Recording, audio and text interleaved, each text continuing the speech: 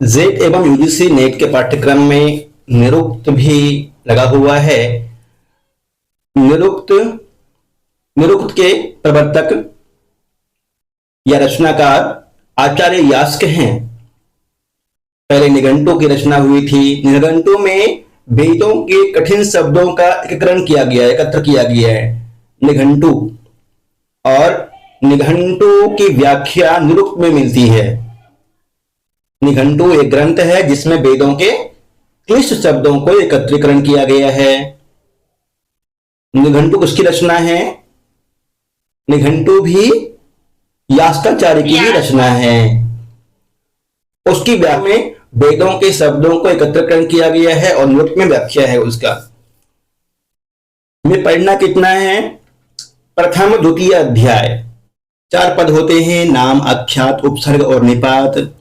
नाम के विषय में कहा गया है सत्व प्रधानी नामानि।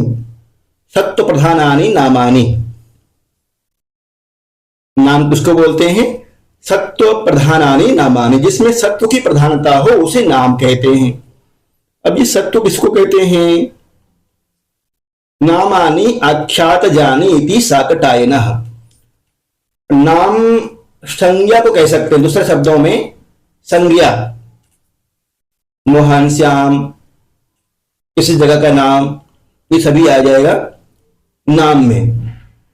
सुबंत जितने होते हैं नाम में आएंगे, वे नाम पद है। नामानि आख्यात जाने इति साकटायनः। साकटायन एक ऋषि हुए हैं। इनके अनुसार ये कहते हैं कि नामानि आख्यात जानी, जितने भी नाम हैं, नाम पद जितने भी हैं वे आख्यात से उत्पन्न होते हैं, आख्यात से बनाए जाते हैं। क्या सच है? जैसे राम बना है, रामः, तो राम शब्द कहते हैं रमु क्रीड़ायाम धातु से बना है। रमु क्रीड़ायाम से रम घय प्रत्यय करके रामः बना है।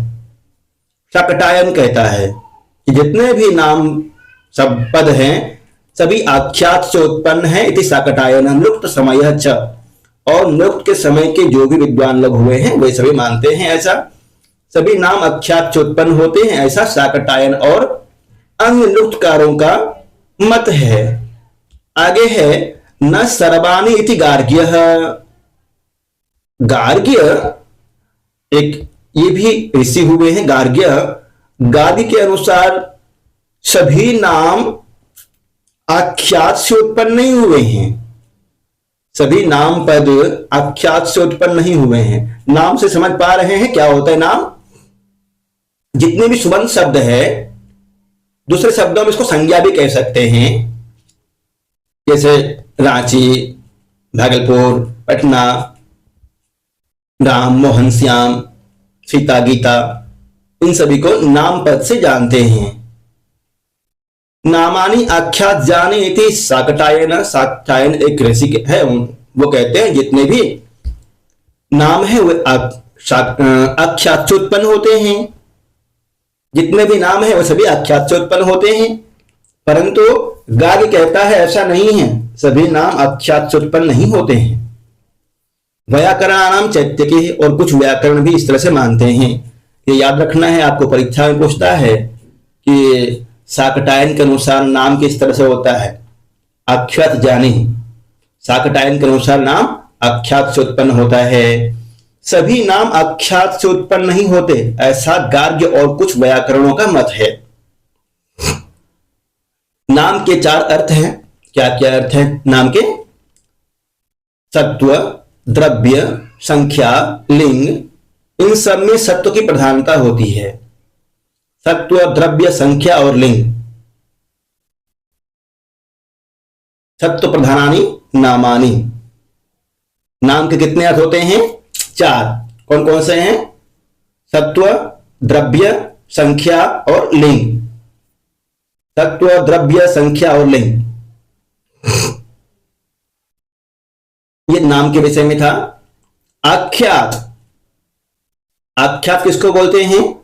भरती, पठती, लिखती इत्यादि। भाव प्रधानम आख्यातम।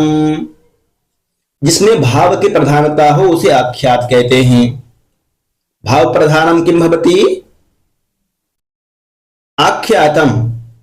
भाव प्रधानम आख्यातम, जिसमें भाव के प्रधानता हो उसे आख्यात कहते हैं। जैसे भवति इति भावः, भवति इति भावः अर्थात जो होता है उसे भाव कहते हैं।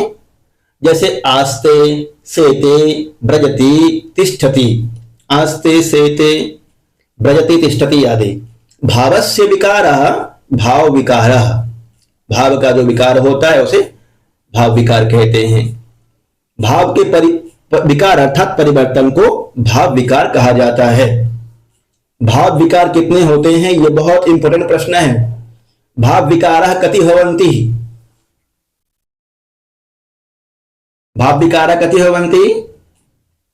षड् भाव विकारः, षड् भाव विकारः भवन्ति इति वार्ष्यायनिः। 6 प्रकार के भाव विकार किसके मत में हैं? वार्ष्यायनी के मत में।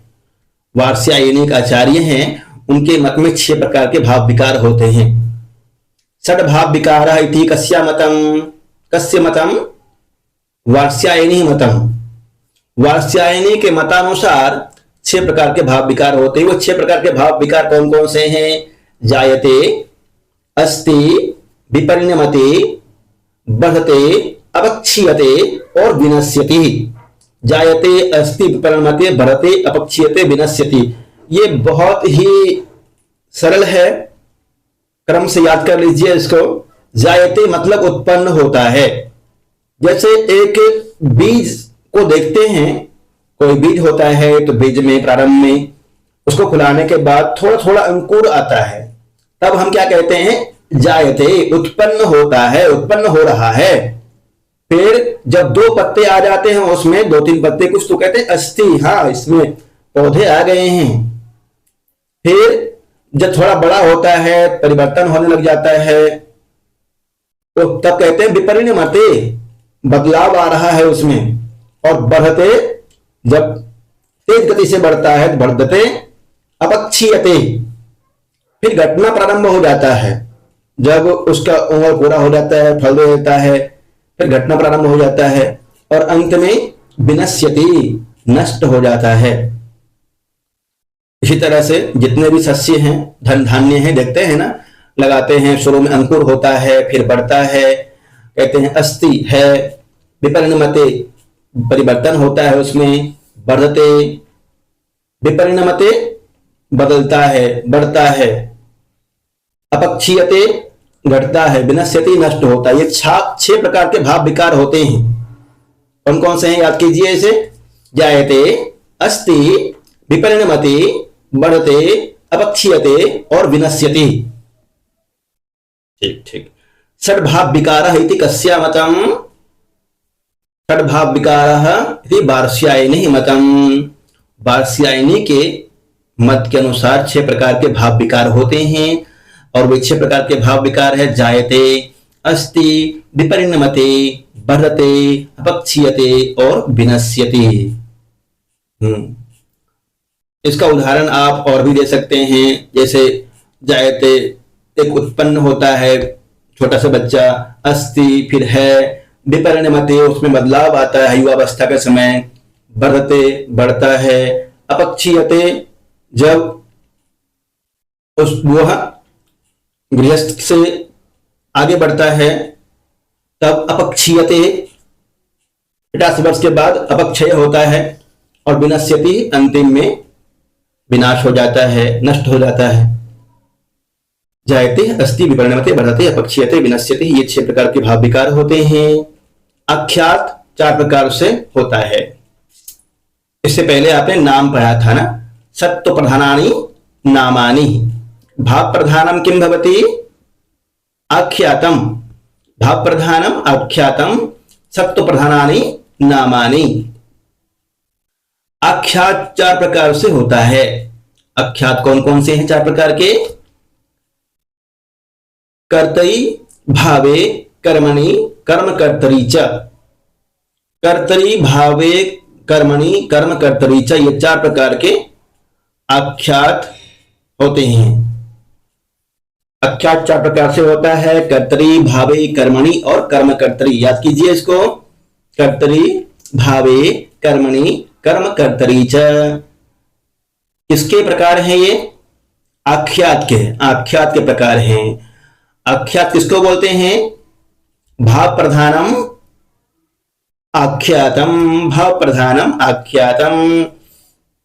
हाँ, अब कर्तरी का उदाहरण देखते हैं। कर्तरी पचति देवदत्तः, पचति देवदत्तः, पचति देवदत्तः कर्तरी में देवदत्त भोजन पकाता है, करता है देवदत्त यहां पे। कर्मणि कर्म वाच्य में पच्यते ओदनो देवदत्तेन, देवदत्त के द्वारा चावल पकाया जा रहा है।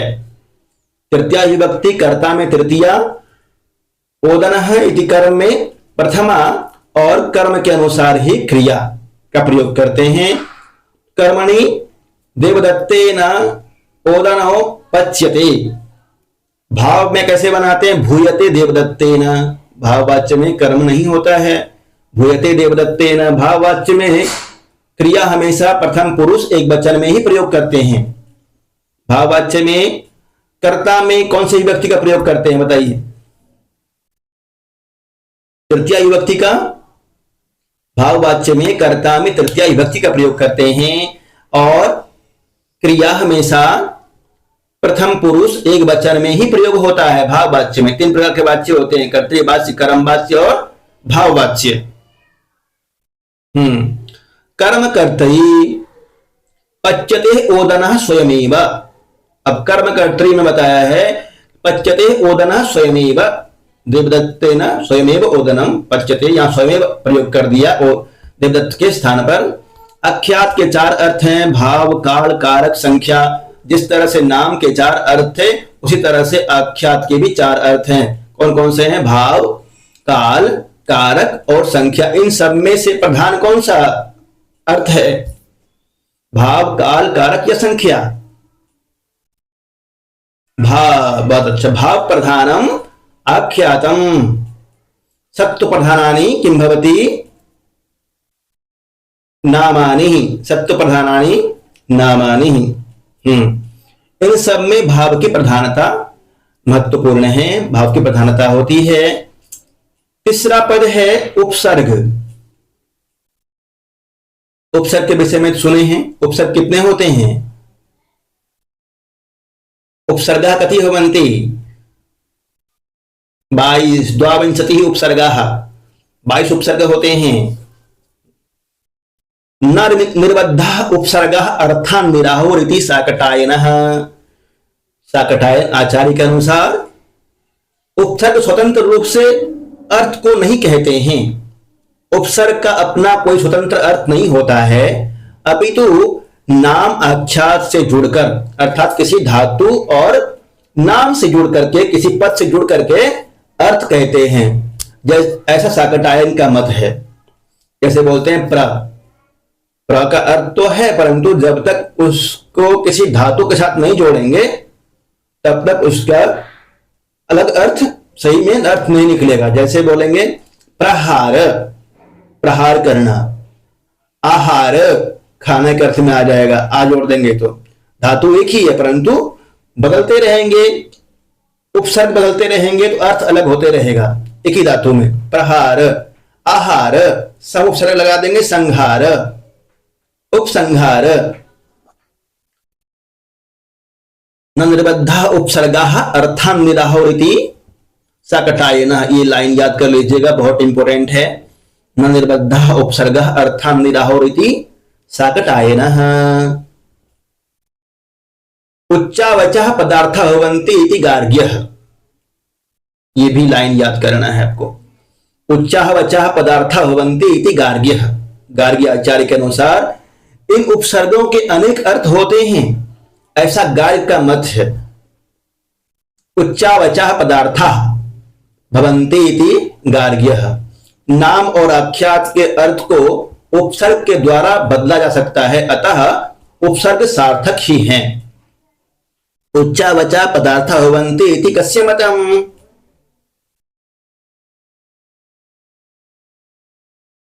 उच्चावचा पदार्था भवन्ति इति गार्ग्यः न निर्बद्धः उपसर्गः अर्थान् निराहुरिति कः कस्य मतम् केनोक्तं वा शाकटायनेन शाकटायनेन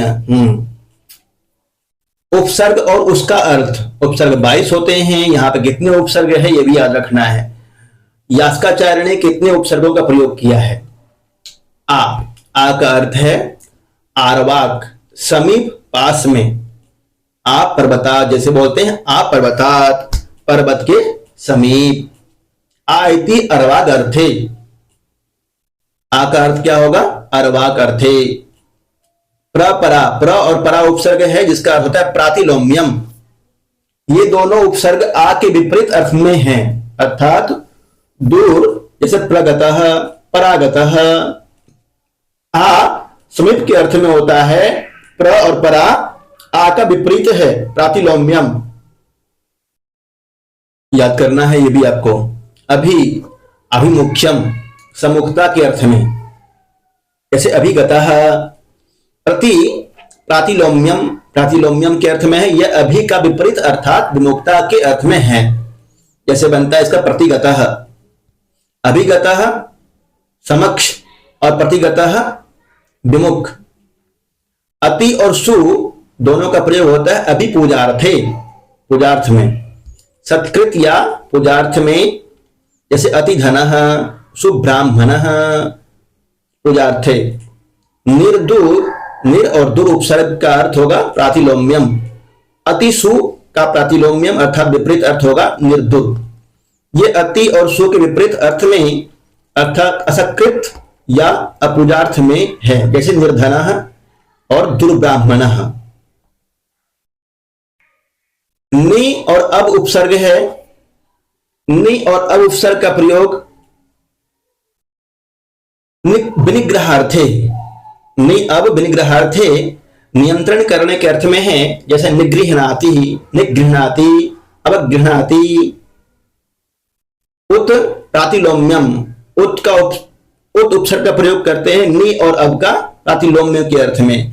यह नि और अब के विपरीत अर्थ में अर्थात नियंत्रण छोड़ने के अर्थ में है जैसे उद्गृह्णाति बनता है। सम उपसर्ग है एक ही भावे एकत्र करने के अर्थ में जैसे रूप बनता है इसका संगृह्णाति एकत्र करता है। वी और अप उपसर्ग प्रातिलोम्यम इसके विपरीत हैं। ये सम के विपरीत हैं अर्थात जुदा करने के अर्थ में विगृह्णाति अलग करते हैं। अनु सादृश्य परभावे समान आचरण करने के अर्थ में इसका अर्थ होगा अनुगच्छति। अपि संग्रहार्थे संसर्ग के अर्थ में जैसे बनता है देवदत्तम अपि आह्वयः देवदत्त को भी बुलाओ। उपजनम आधिक्यम आधिक्य के अर्थ में उपजायते। परि सर्वतो भावम के अर्थ में है सब तरह होने का भाव परिधावती। अधि उपरि भावम ऐश्वर्यम च ऊपर के अर्थ में और ऐश्वर्य के अर्थ में जैसे बनता है अधिलोकम अधिपति। ये याद करने के लिए है याद करना है आपको। अभी आपने नाम अख्यात और उपसर्ग तीन पढ़ा है। नाम सत्व प्रधानानि नामानि भाव प्रधानम आख्यातम न निर्बद्धः उपसर्गः अर्थान् निराहुरिति शाकटायनः और उच्चा बच्चा पदार्था भवन्ति इति गार्ग्यः। उपसर्ग कितने हैं एक बार गिनिए इसको। कितने हैं उपसर्ग 22 होते हैं परंतु यहां पे कितने उपसर्ग प्रयोग हुआ है एक बार इसको गिनिए। यहां से पूछता है उपसर्ग याद है ना। प्र परा अप शम अनु अव निस निर दुस दुर वी आंग नी। अधि अपि अति सु उत अभि प्रति परि उप। ये 22 उपसर्ग होते हैं। इसमें यहां पे दो उपसर्ग का प्रयोग नहीं किया है। यास्काचार्य ने दो उपसर्ग को नहीं लिया है। कौन दुस और दुर निस को यास्काचार्य ने नहीं गिना है। अन्य सभी उपसर्गों को गिनाया है और उनका अर्थ भी बताया है। ध्यान रखिएगा पूछ सकता है परीक्षा में। उपसर्ग कुल 22 जिनका अर्थ बताया है यास्काचार्य ने।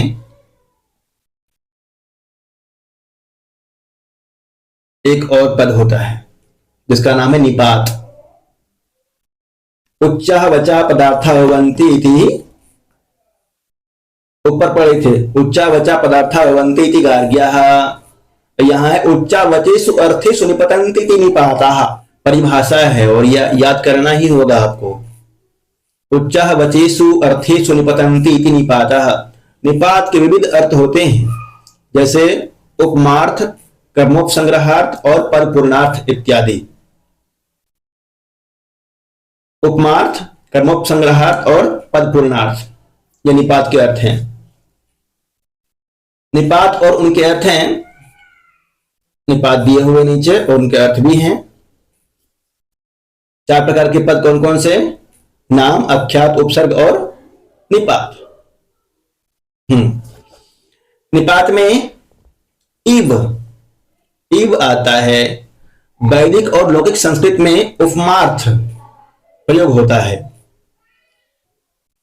उपमा देने के लिए करते हैं, जैसे चंद्रम इव, चंद्रमा के समान, अग्नि इव, इंद्र इव, अग्नि के समान, इंद्र के समान। न मतलब नहीं होता है। वैदिक संस्कृत में उपमार्थ प्रयोग होता है ये। दुर्मदासो न सूरायाम। वैदिक संस्कृत, वैदिक व्याकरण में, वैदिक साहित्य में इसका प्रयोग उपमा के अर्थ में करते हैं, न के अर्थ में, सिर्फ नहीं के अर्थ में नहीं। लौकिक संस्कृत में प्रतिषेधार्थ है और लौकिक संस्कृत में इसको बोलते हैं न अहम गृहम न गच्छामि, अहम प्रतिदिनम विद्यालयम गच्छामि। परंतु जो विद्यालय नहीं जाता है वो कह देगा हम प्रतिदिनम विद्यालयम न गच्छामि, हम प्रतिदिनम न पाठयामि। चित्त अनेकार्थक, चित्त का अर्थ होगा अनेकार्थक।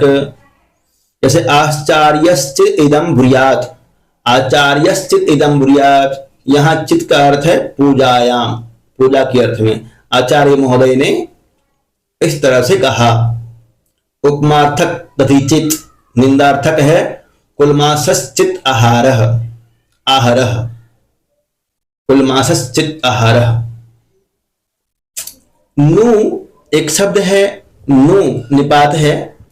नु अनेकार्थक होते हैं, नु इति अनेकार्थकः।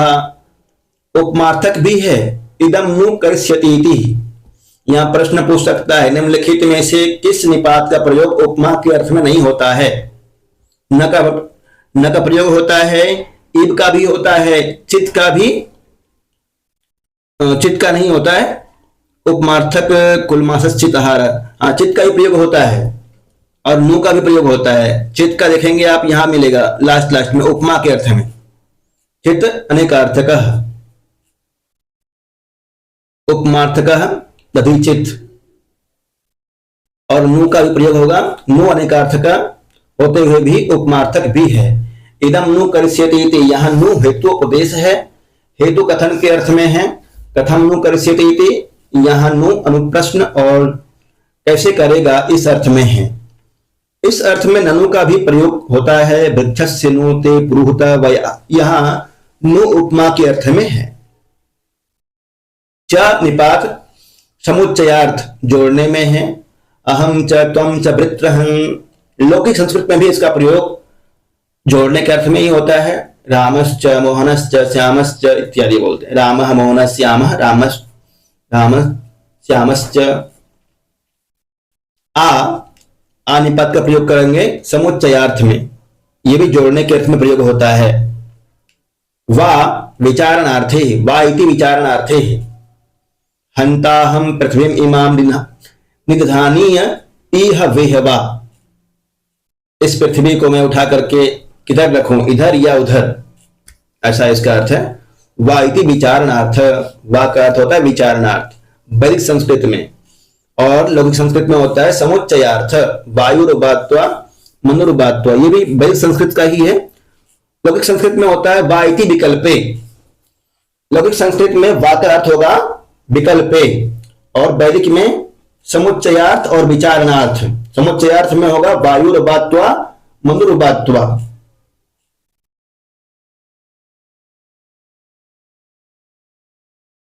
विनिग्रह, अह और ह, अह और ह का प्रयोग विनिग्रह अर्थात अलग करने के अर्थ में प्रयुक्त होता है। टू भी विनिग्रह के अर्थ में होता है प्रयोग, अलग करने के अर्थ में, और पाद पूर्ण के लिए प्रयोग होता है। ही अनेकार्थक है, ही इति अनेकार्थक है। जैसे हेतुपदेश, हेतु कथन के अर्थ में इदम ही करिष्यति इति, अनुप्रश्न के अर्थ में कथम ही करिष्यति इति, असूर्या के अर्थ में कथम करिष्यति इति। किल, किल इति विद्या प्रकर्षे, ज्ञात विषय के ज्ञान को दृढ़ करने के लिए किल का प्रयोग होता है। जैसे एवं किला, क्या इस तरह से है ना, ननु के साथ किल का प्रयोग अनुप्रश्न के अर्थ में होता है। जैसे न किला एवं, ननु किला एवं, ऐसे किया था ना तुमने, तुमको ऐसे करना चाहिए, मतलब प्रश्न के अर्थ में। जब एवं के साथ में प्रयोग करेंगे किला का तो प्रश्न के अर्थ में प्रयोग होगा। मां इति प्रतिषेधार्थे, मां निपात का प्रयोग होता है प्रतिषेध के अर्थ में, निषेध के अर्थ में। जैसे मां कार्षि, मां हर्षि, यह मत करो, इसका हरण मत करो, मां हर्षि। खलु इति प्रतिषेधार्थ, खलु कृत्वा, खलु कृतम पद पूर्ण के लिए भी। जैसे एवं खलु तद बभूव।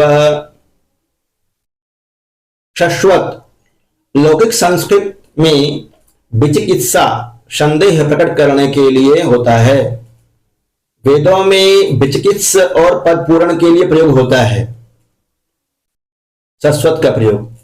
नूनम, लौकिक संस्कृति में विचिकित्सा के लिए होता है, संदेह प्रकट करने के लिए, और वेदों में विचिकित्स और पाद पूर्ण के लिए प्रयोग होता है। सिम, परिग्रह अर्थ में और पद पूर्ण अर्थ में प्रयुक्त होता है सिम निपात का। त्व विनिग्रहार्थ निपात है, पृथक करणार्थ सर्वनाम है, कहीं पर अर्थ के अर्थ में और कहीं पर सर्वनाम के अर्थ में भी त्व का प्रयोग होता है।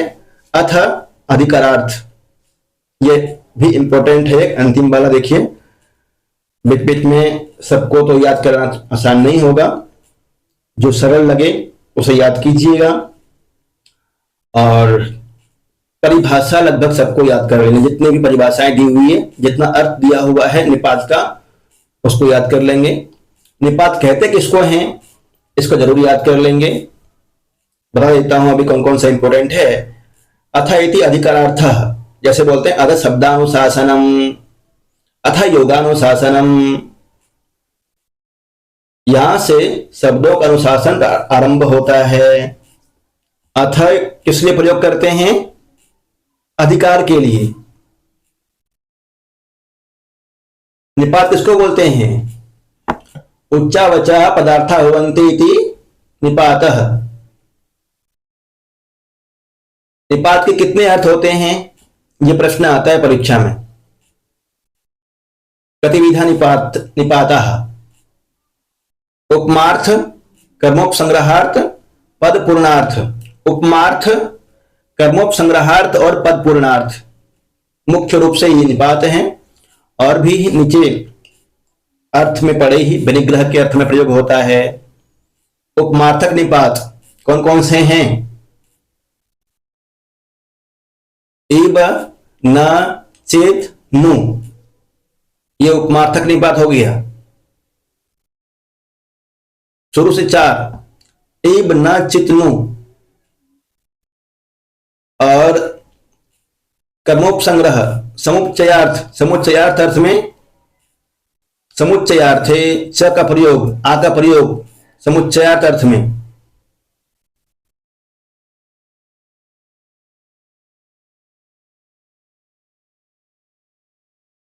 विचारणीय, विनिग्रहार्थ अर्थ में। याद कर लीजिएगा इसको। अब बताइए पद कितने प्रकार के होते हैं। नाम, अख्यात, उपसर्ग और निपात, 4 प्रकार के पद होते हैं। नाम की परिभाषा, नाम की परिभाषा क्या होती है, सत्व प्रधानानि नामानि, भाव प्रधानम आख्यातम, सत्व प्रधानानि नामानि भाव प्रधानम आख्यातम जायते अस्ति विपरिणमते बढ़ते अपक्षीयते विनश्यति षड भाव विकारः इति कस्य मतम। 6 भाव विकार किसके मत में होते हैं? वार्ष्यायनी के मत में। इसको याद रखना है आपको। नामानि आख्यात जानीति क्या कथयति? नामानि आख्यात जानीति, नाम सभी नाम आख्यात से उत्पन्न हुए हैं, ऐसा किसका विचार है? नहीं, शाकटायन और नरुक्त यास्काचार्य का। शाकटायन और यास्काचार्य मानते हैं कि सभी नाम आख्यात से उत्पन्न हुए हैं। और न सर्वाणि इति गार्ग्यः व्याकरणानाम चैत्यके, व्याकरण और गार्ग्य मानता है कि सभी नाम आख्यात से उत्पन्न नहीं हुए हैं। सत्व, द्रव्य, संख्या, लिंग, ये नाम के 4 अर्थ हैं। इसमें प्रधानता किसकी होती है? सत्व प्रधानम नाम नामानि, भाव प्रधानम किम भवति? भाव प्रधानम आख्यातम, भाव प्रधानम आख्यातम। भाव के 4 अर्थ होते हैं, कर्तई, भावे, कर्मणि, कर्म कर्तरि, 4 अर्थ होते हैं। इसमें प्रधानता किसकी होती है? भाव की प्रधानता होती है। भाववाच्य में, भाव में कर्ता का प्रयोग किस विभक्ति में करते हैं? तृतीया में। और क्रिया का प्रयोग प्रथम पुरुष एक वचन में हमेशा। एक उपसर्गः न निर्बद्धः उपसर्गः अर्थान् निराहुरिति कस्य मतम? न निर्बद्धः अर्थान् निराहुरिति शाकटायनः। न निर्बद्धः उपसर्गः अर्थान् निराहुरिति शाकटायनः, अर्थात उपसर्ग स्वतंत्र रूप से अर्थ को नहीं कहते हैं। जब किसी धातु के साथ में लगता है या किसी नाम के साथ में लगता है तभी उपसर्ग का अर्थ निकलता है। स्वतंत्र रूप से इसका कोई अपना अर्थ नहीं होता है, ऐसा शाकटायन कहता है। अपितु नाम आख्यात से जुड़कर अर्थ कहते हैं। उच्चा वचा पदार्थ भवन्ति इति गार्ग्यः, एक गार्ग्याचार्य है, इन्होंने इन उपसर्गों के अनेक अर्थ होते हैं, ऐसा गार्ग्य का मत है। नाम और आख्यात के अर्थ को उपसर्ग के द्वारा बदला जा सकता है, अतः उपसर्ग सार्थक ही है। होता है ना, नाम और आख्यात के अर्थ को उपसर्ग के द्वारा बदला जा सकता है। जैसे एक उदाहरण दे रहा हूं, आप बताइए। हरि धातु है, हरण करने के अर्थ में, इसमें आ उपसर्ग लगा देंगे तो बनेगा आहार। आहार मतलब खाना। प्र उपसर्ग लगा देंगे तो बनेगा प्रहार। प्रहार मतलब प्रहार करना। हाँ, प्रहार। सम उपसर्ग लगा देंगे संहार। और अप उपसर्ग लगा देंगे अपहार। सबका अर्थ अलग अलग निकल जाएगा ना। सिर्फ उपसर्ग बदलने के कारण से क्रिया का जो रूप था, धातु का जो रूप था, उसका अर्थ बदल जाता है।